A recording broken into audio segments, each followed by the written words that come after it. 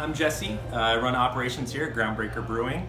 We're the first dedicated gluten-free brewery in the United States. We opened up about 7 years ago. We just had our 7-year anniversary. And I was going to talk to you guys a little bit today about our new 60-ounce cans packages we got. And you might have noticed that our labels look a little bit different now, so I'll talk a little bit about our branding effort. So, like I said, we've been open for 7 years now, and we've been kind of kicking around the idea the last couple of years of doing a rebrand, updating our graphics and everything.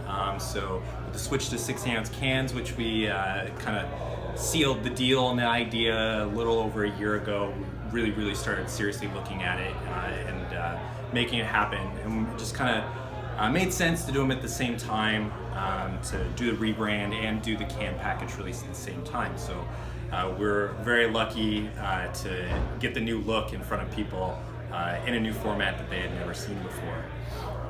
And there were a couple of reasons why we did that, aside from just like it feeling like it was time. There were kind of a couple beers that we felt like people had kind of forgotten about, and giving them a new look was an opportunity to bring them back into the eyes of people who maybe hadn't had it in a while or hadn't thought about it in a while. Our pale ale is a really good example of that. I'm going to let the secret out here. You guys will hear it first, but the inclusion is our pale ale. We haven't changed the recipe, but a lot of people are trying it for the first time because maybe they didn't know we had a pale ale, or they thought it's the different pale ale than the one they had before. But it was our first beer. Won our first gold medal from the Great American Beer Festival, and it's always been James's baby, our founder. So that was a really good example of one of the reasons we did the rebrand, was for beers like pale ale that we felt were really good beers and just weren't quite getting the love that they deserved. So yeah. So those are all the same recipes, just in a new package. They're all the same exact recipes. Maybe with the exception of dark ale, we tweaked a little bit. We're always kind of playing around with hops in our beers. The IPA might have slightly different hops, but the recipes are all the same recipes that we've been brewing for years for the most part. Slight modifications. But it's the same pale ale, it's the same IPA, it's just an attractive new 60-ounce can package. The other really big reason that we decided to go with the 60-ounce can package in particular, and the rebranding at the same time, is just because we were able to put our beer at a price point we've never been able to put it at before. So it was pretty exciting to get our beer into a package that was the least expensive we've ever been able to get, and make it look nice and new and fancy at the same time. So that was our thinking behind rebranding and the 60-ounce can launch at the same time.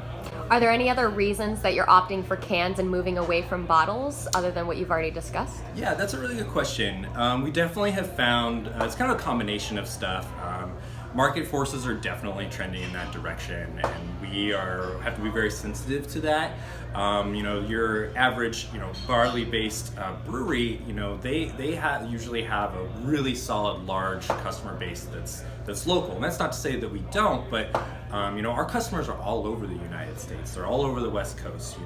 There are people in the Midwest that can't get our beer, that want to have our beer. So we really depend on getting our beer in a package and getting it out there.